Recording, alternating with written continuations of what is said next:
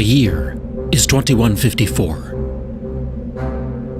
Our planet has been ruined by environmental catastrophe.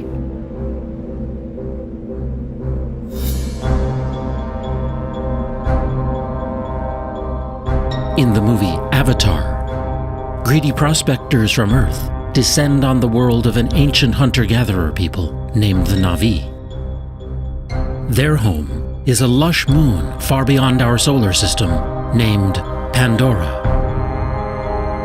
Could such a place exist? And could our technology and our appetite for exploration one day send us hurtling out to reach it? In fact, the supposed site of this fictional solar system is one of our most likely real interstellar targets, until a better destination turns up.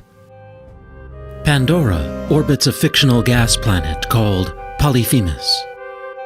Its home is a real place, Alpha Centauri, the brightest star in the southern constellation of Centaurus. At 4.37 light-years away, it's part of the closest star system to our Sun. Alpha Centauri is actually two stars, A and B. One slightly larger and more luminous than our own Sun, the other slightly smaller. The two stars orbit one another, swinging in as close as Saturn is to our Sun, then back out to the distance of Pluto. This means that any outer planets in this system, anything beyond, say, the orbit of Mars, would likely have been pulled away by the companion and flung out into space.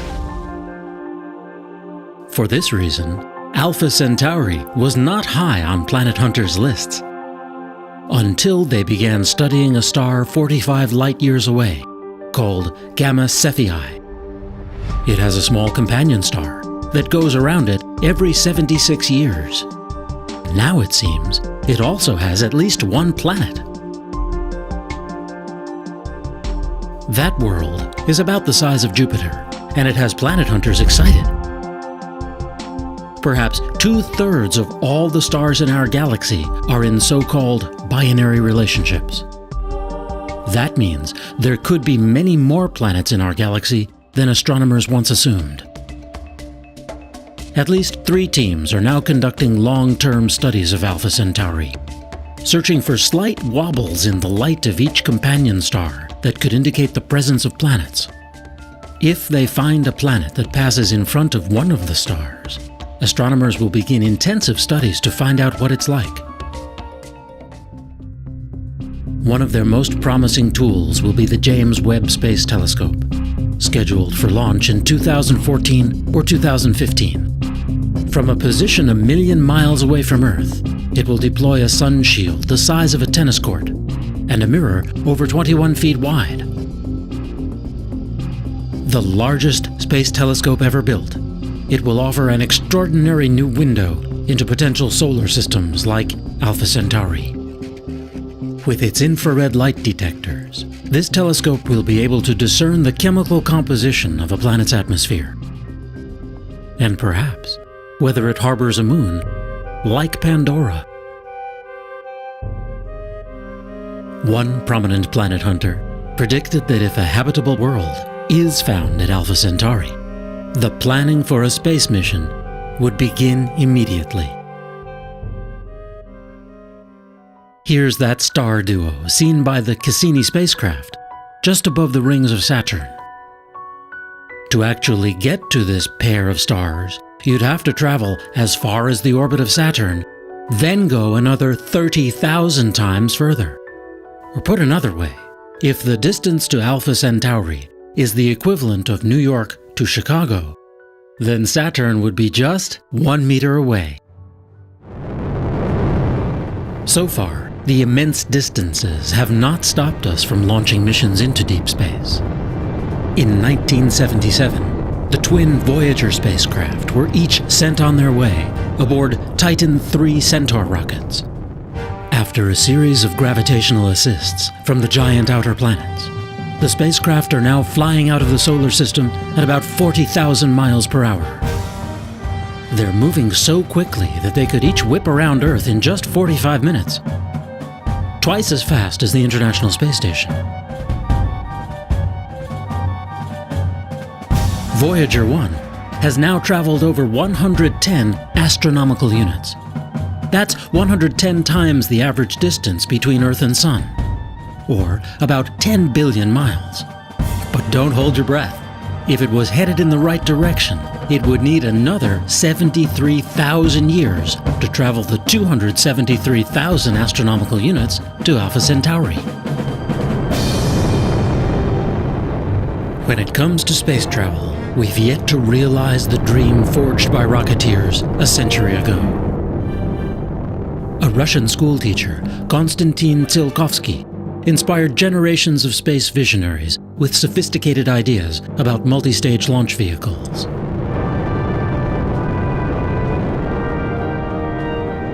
He imagined the construction of space stations in Earth orbit, and eventually vast permanent space colonies. In time, he predicted, we'd evolve into a whole new species, Homo cosmicus.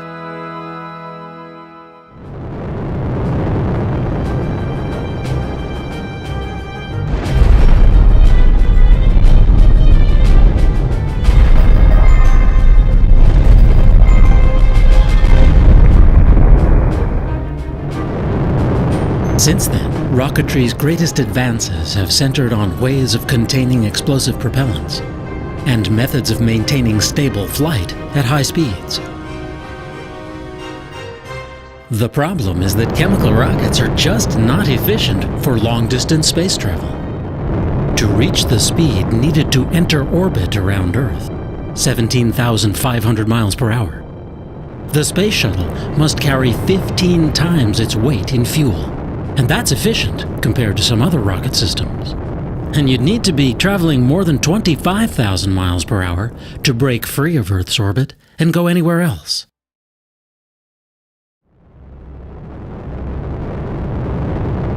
A NASA study showed that to send a space shuttle-sized craft to Alpha Centauri in 900 years would take an unbelievable amount of fuel, 10 to the 137th kilograms of rocket propellant. Suffice to say, it's more mass than is in the entire visible universe.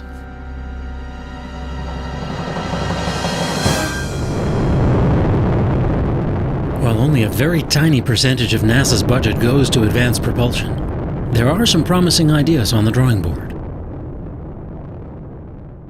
Rockets powered by nuclear fuel, or plasma, a supervolatile gas. Huge sails pushed along by the pressure of photons from the sun. Ion drives. But to reach Alpha Centauri within a human timescale, we'll have to go with the most potent fuel in nature that we currently know. It's the science fiction fuel of choice, antimatter.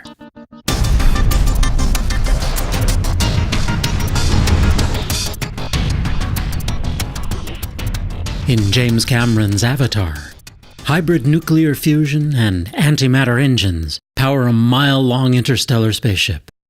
At a speed of 670 million miles per hour, this vehicle makes the journey to Alpha Centauri in just 6 years.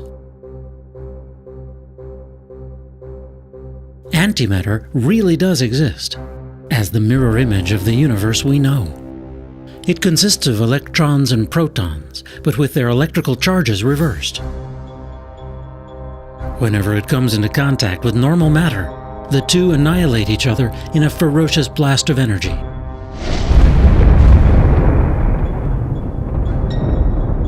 Large amounts of antimatter were created and destroyed in the fiery dawn of our universe, the Big Bang. But somehow, in one of the great mysteries in science, we were left with a universe whose visible substance is almost all normal matter.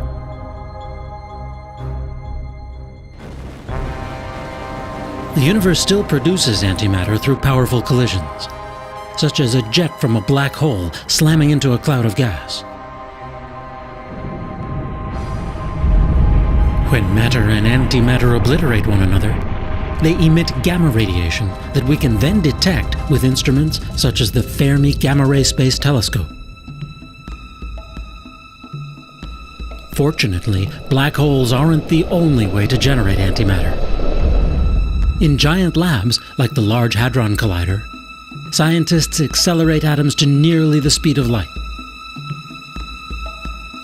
and blast them together to expose their fundamental constituents. Small amounts of antimatter can be made this way, but it's incredibly expensive. With a dedicated facility, the cost of producing it might come down far enough to produce usable amounts. And that's the hope of one researcher. Dr. Gerald Smith has been working for over a decade to find a way to trap this volatile substance and store it in isolation from the rest of the universe.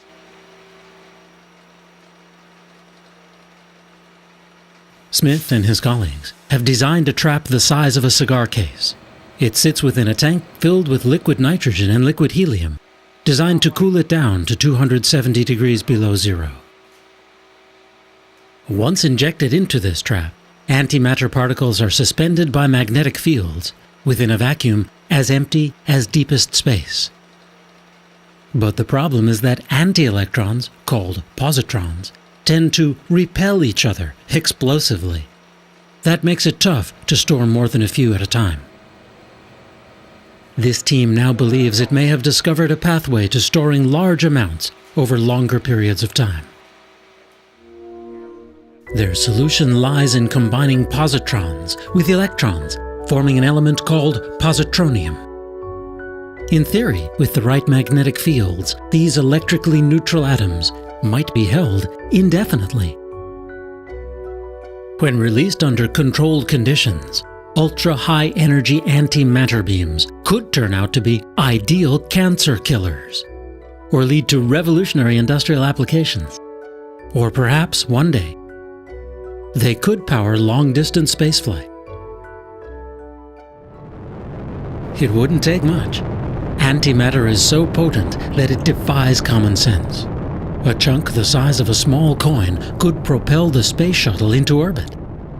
Smith estimates that once in low Earth orbit, a human mission to Mars would take as little as 10 milligrams worth. The basic idea of an antimatter rocket is simple. A beam of positrons is released into the engine core, where it annihilates the surface of a metal plate. That creates an explosion that propels the craft forward. Another design uses a sail. A cloud of antimatter particles reacts explosively to its surface, propelling it forward.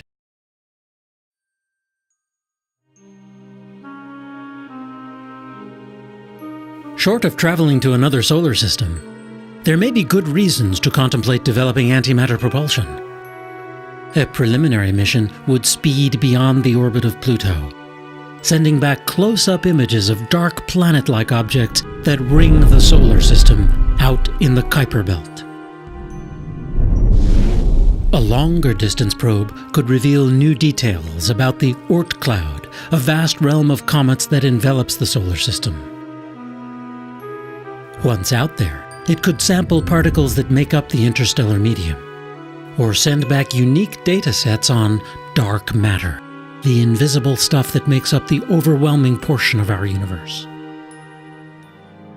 To make it all the way to Alpha Centauri within 50 years, an antimatter probe would have to gradually accelerate to around 10% the speed of light. That's 67 million miles per hour. It would then gradually decelerate as it approached its destination. At those speeds, hitting even a grain of dust could destroy the spacecraft, so it might be best to slow the journey down to a century or more. It's safe to assume for now that we would only send a probe to Alpha Centauri if we discovered a habitable world. There may be other choices in our solar neighborhood. They include Proxima Centauri, a red dwarf star 4.2 light-years away that may be gravitationally bound to Alpha Centauri. Beyond that, not quite 6 light-years away, is Barnard's star. Or there's Lalande 21185, a red dwarf 8.3 light-years away. we already know it has 2 Jupiter-sized planets. There are at least 22 stars within 12 light-years of Earth. And any way you look at it, the first interstellar voyage will be a quantum leap for humanity. The urge to reach out to distant horizons, to climb the highest peaks, to push ourselves past our perceived limits, seems to be a vital part of what makes us human. Yet, explorers of old set off not just because it was there. At times it was greed, hunger, fear, or despair that propelled them outward from their homelands and allowed them to endure their long journeys. Whether we attempt to make this leap to the stars may come to depend on how we regard this planet. To the physicist Stephen Hawking, the journey is imperative. "I don't think the human race," he said, "will survive the next 1,000 years unless we spread into space. There are too many accidents that can befall life on a single planet." Indeed, we can't foresee the impact of wars, social upheaval, or the course of human civilization in coming centuries. But today, we can see the often conflicting trends that could one day propel us out into the interstellar void. On one hand, the technological advances that might make such a mission possible could revolutionize many other aspects of life on this planet. The ever-increasing rate at which numbers of transistors can be placed inexpensively on computer microchips has become a metaphor for the advance of all technologies in this century. From a few thousand transistors on the first printed circuits of the 1970s, computer chips now have billions etched onto their surfaces. Even that number could seem amazingly small in another few decades. Many observers forecast a steep rise, even an acceleration, in the pace of invention and basic research, and for whole new solutions to the problems of energy, food production, health, and more. On the other hand, major periods of scarcity may loom. In the 20th century, the world saw the largest increase in its human population, from less than 2 billion up to 6 billion. The world's population is now around 6.8 billion. It's expected to reach 9 to 10 billion by the year 2040, with the biggest gains in Asia and Africa. According to a recent UN report, the world will have to produce 70% more food by the year 2050, and at least that much more energy to sustain its population. The scarcity of just simple clean water in some regions is already frightening. Now throw in environmental impacts, like rising sea levels, or the spread of deserts linked to a gradually warming climate. The culprit, to most scientists, is rising emission of greenhouse gases like carbon dioxide since the start of the Industrial Revolution. This map charts rising temperature readings from the year 1885 through to the present.